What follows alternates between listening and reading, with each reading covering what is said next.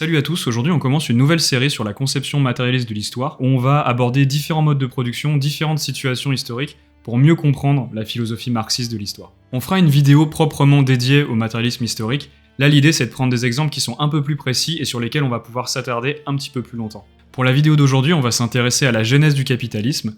On va remonter il y a 500 ans de ça, au niveau de la Renaissance, la fin du Moyen-Âge, et au moment où la bourgeoisie a commencé à s'imposer en tant que classe. Vu qu'à l'heure actuelle, on n'a toujours pas de vidéo sur le matérialisme historique, je vais quand même prendre un petit peu le temps de détailler ce que c'est. Pour faire court, le cœur du matérialisme historique, c'est que le moteur de l'histoire, ça a toujours été le développement des forces productives. C'est-à-dire comment l'humanité lutte pour subvenir à ses besoins. Pour ça, les humains, ils vont développer des outils, les sciences, la technique, et ils passent d'un système productif à un autre, du système esclavagiste au système féodal, au capitalisme, etc. Je vous le fais très grossièrement, mais l'idée c'est que chacun de ces systèmes va avoir ses propres rapports économiques, va avoir ses propres classes sociales, et que c'est ça qui va constituer la base de l'ensemble des rapports sociaux. C'est-à-dire que la culture, la philosophie, la science, l'État, les rapports entre les groupes de chaque société va être défini par l'infrastructure économique et par la lutte des classes qu'il y a dans chaque société. C'est le développement des forces productives qui va expliquer pourquoi on passe d'un système à un autre. Par exemple, si on prend l'Empire romain, il s'effondre pas parce qu'il y a plein de Germains qui s'amassent à ses frontières, mais il s'effondre parce que le système esclavagiste qui l'a amené à son apogée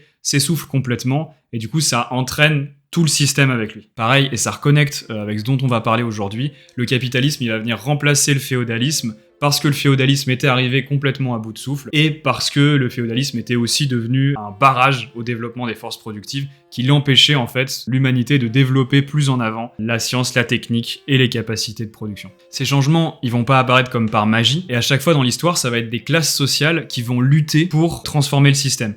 Mais elles vont pas forcément le faire consciemment. Même en général, elles vont le faire inconsciemment, elles vont le faire en pensant en fait qu'elles luttent pour leurs propres intérêts. C'était le cas pour la bourgeoisie qui a longtemps mené une lutte à l'intérieur de la féodalité contre l'aristocratie, mais qui pensait avant tout poursuivre son propre intérêt, plus que lutter pour débloquer les forces productives de l'humanité. Pour les bourgeois, abolir la féodalité c'était avant tout une nécessité économique, et ça va devenir idéologique plus tard, surtout au niveau de la Révolution française. Au début, lorsque les premiers bourgeois ils vont apparaître dans les bourgs du Moyen-Âge, c'est impossible pour eux de se dire qu'un jour, ils vont renverser complètement la noblesse et le clergé. Même au XVIe siècle et à la Renaissance, où la bourgeoisie, elle existe quand même depuis un moment, on voit à peine apparaître les premières productions idéologiques proprement bourgeoises dans les cités-États italiennes. Par exemple à Florence avec Machiavel, qui va produire les premiers textes sur le droit et la politique du point de vue de classe de la bourgeoisie. Avant ça, toutes les révoltes de la bourgeoisie qu'il y avait eu sous l'ordre féodal, elles s'étaient toujours faites sous le drapeau de la religion. C'est-à-dire qu'on pouvait critiquer la noblesse, le clergé et l'église, mais uniquement en se revendiquant du Christ. C'est le cas par exemple avec l'hérésie cathare dans le sud de la France au XIIIe siècle, ou encore plus tard avec le protestantisme au XVIe siècle. C'est quelque chose qu'on va aussi voir dans les cités-États italiennes, à Florence, où il y a un prêtre réformateur à moitié fou, qui s'appelle Savonarola, qui a pris le pouvoir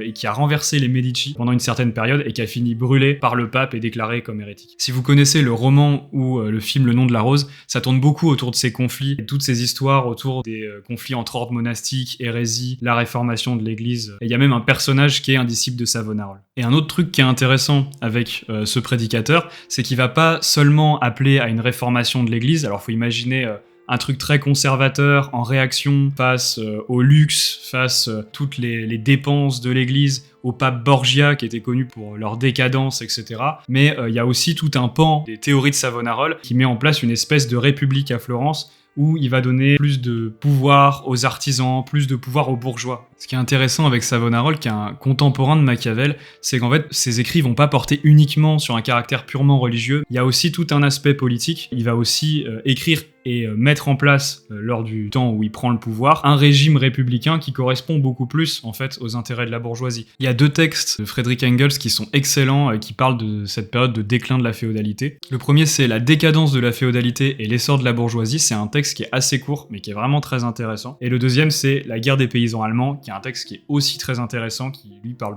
des guerres de religion et de la réforme protestante. Du coup, dans ce petit texte d'Engels, il va montrer comment la bourgeoisie ronge la féodalité à la fin du Moyen-Âge. Et à travers ça, comment tous ces changements dans les rapports de production, dans les rapports économiques, ils vont changer les rapports entre les classes, la culture, la guerre, la technique, et que ça va aboutir en fait à ce que nous on appelle la Renaissance. Et c'est intéressant de voir comment la bourgeoisie, à la fin du XVIe siècle, en fait, elle est déjà en train de prendre le pas sur la noblesse, alors qu'on pourrait se dire communément ça va plus être 1792, la Révolution française, la République bourgeoise, etc. Dès les années 1500, la bourgeoisie elle est déjà devenue très forte, on a des villes qui s'agrandissent, qui sont souvent dirigées directement par les bourgeois. En Italie, on a même des états bourgeois très puissants. En dehors des cités-états, on a les républiques marchandes comme celle de Gênes ou de Venise. Même si la majorité des gens sont toujours des paysans, on commence à voir les villes reprendre le pas sur la campagne, là où la féodalité justement avait pour principe la surdominance de la campagne sur la ville. Et cette prise d'importance des villes, elle va notamment passer par la noblesse. Parce que si avant elle pouvait se contenter de ce que lui fournissait la campagne, de ce que lui fournissaient les paysans qui étaient accès,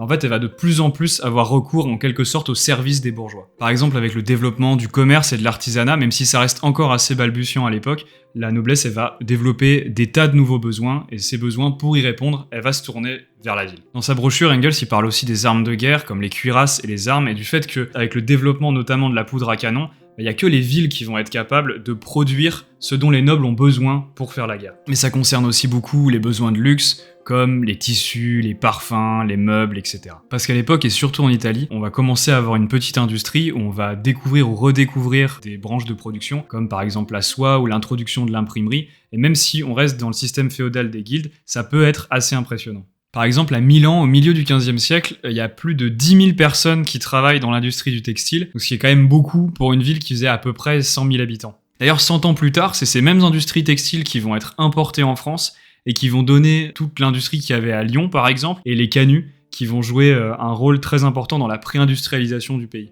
Aussi, pour acheter tous ces produits, la noblesse elle a besoin d'argent, et ça va à l'encontre de tout ce qu'il y avait avant au Moyen-Âge. Dans le cadre du servage, les impôts que les paysans devaient aux seigneurs, ils les payaient toujours soit directement avec des produits agricoles, soit avec des corvées, du travail gratuit qu'ils faisaient pour le seigneur. La noblesse elle a aussi besoin d'or pour mener ses guerres. Auparavant, elle l'obtenait surtout grâce au pillage, mais le pillage devient de plus en plus difficile, notamment avec le renforcement de l'autorité royale, ça devient de plus en plus difficile de faire des razzias chez ses voisins et de récupérer de l'or et de rançonner, etc. Et les croisades, qui étaient censées être une espèce d'échappatoire, une espèce de moyen d'aller faire du pillage ailleurs que chez ses voisins directs, ça s'était révélé des expéditions beaucoup plus coûteuses que rentables, et du coup il restait plus grand chose d'autre qu'aller emprunter chez les usuriers bourgeois. D'ailleurs, c'est encore à Florence qu'on va voir l'apparition de la première banque dans les années 1400, qui est possédée par la famille dirigeante, les Medici, qui est une famille de banquiers. Et leur puissance financière, elle est tellement importante qu'à un certain stade, les Medici vont pouvoir mettre un des leurs sur le trône du pape, et placer une de leurs filles comme reine de France en la mariant à Henri II. Dans le même style, vous avez un autre événement qui va montrer toute l'emprise financière que les bourgeois ont sur les nobles, et c'est la 4e croisade, qui a lieu 200 ans plus tôt et qui montre aussi très bien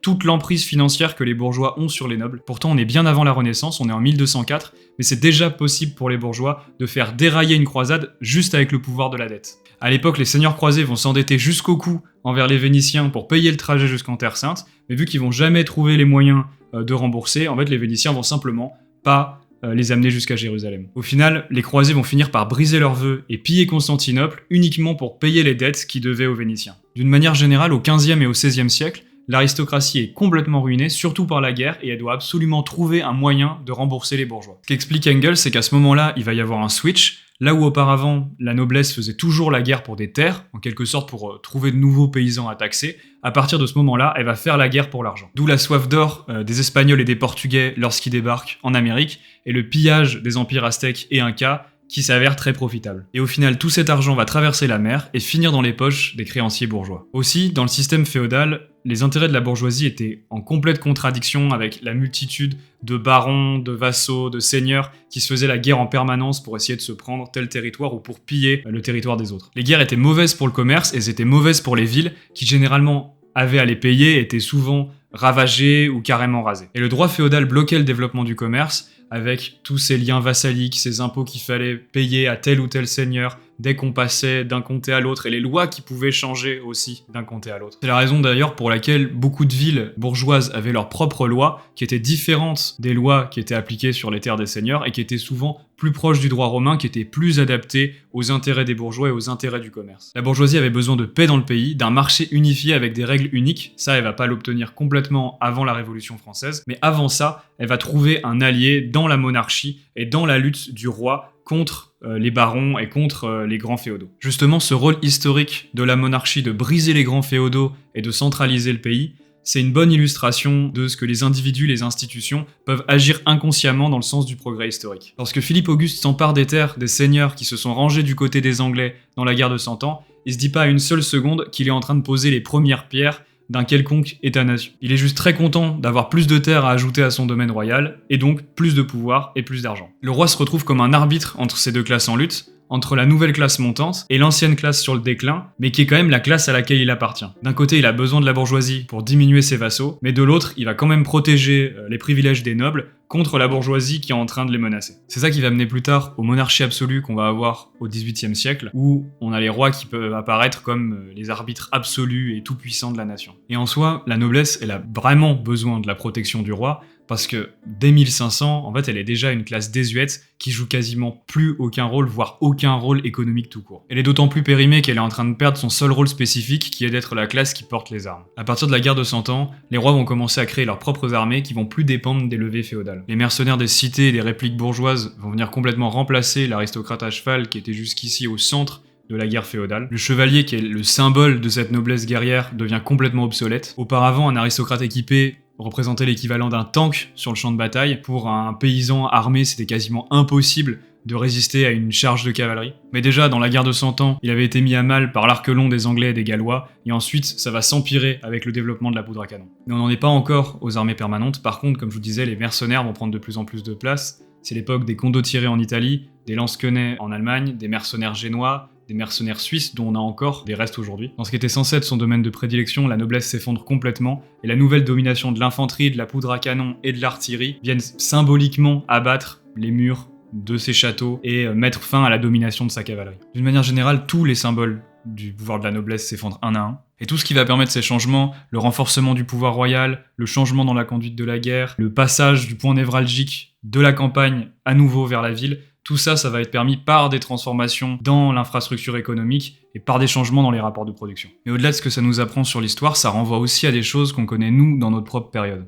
Sauf que cette fois, c'est la bourgeoisie qui a pris la place de la noblesse et qui voit se retourner contre elle toutes les forces productives qu'elle a libérées entre-temps. Comme la féodalité a engendré sans le vouloir la bourgeoisie, le commerce et l'industrie, la bourgeoisie à son tour, elle a engendré le prolétariat, les moyens de production modernes et la crise de surproduction. Et comme la noblesse à l'époque, elle est devenue la classe pourrissante qui a besoin qu'on la protège contre la nouvelle classe progressiste qui vient contester son pouvoir. À nouveau, comme c'était le cas à la Renaissance, les forces productives sont à l'étroit dans le carcan du système. Mais la grosse différence avec le Moyen-Âge, c'est que là où la bourgeoisie elle a pu ronger le système de l'intérieur et conquérir progressivement le pouvoir, ça elle a pu le faire uniquement parce qu'elle était une classe possédante et une classe qui possédait le pouvoir financier. Ce qu'on voit à partir de la Renaissance et même bien avant, c'est que la bourgeoisie elle est en train de devenir une nouvelle classe dominante aux côtés de l'ancienne classe dominante. Le prolétariat lui ne peut pas faire ça puisqu'il n'est pas une classe possédante. Il possède pas le pouvoir de l'argent comme le possédait la bourgeoisie avant lui. C'est-à-dire que quand la majorité exploitée veut prendre le pouvoir, elle peut pas le faire à l'aide de son influence et de ses richesses, elle est obligée de le faire consciemment. Et le seul moment où elle peut devenir une classe dominante, c'est à partir de la Révolution, lors de la conquête du pouvoir. C'est pour ça qu'on fait ce type de contenu et qu'on défend les idées du marxisme avec l'appel communiste, parce que les militants, les révolutionnaires de notre classe, ils ont besoin des outils pour mener cette tâche consciente. Parce que si notre classe doit mener une révolution consciente, il faut que ces militants, il faut que ces révolutionnaires, ils aient accès aux idées du marxisme et ils aient accès à une formation politique pour mener cette tâche-là. Si vous êtes intéressé par ce qu'on fait et que vous voulez nous aider, je vous invite à laisser un commentaire et à nous contacter si vous voulez en remplissant le formulaire qu'il y a sur notre site internet et qu'on mettra en description.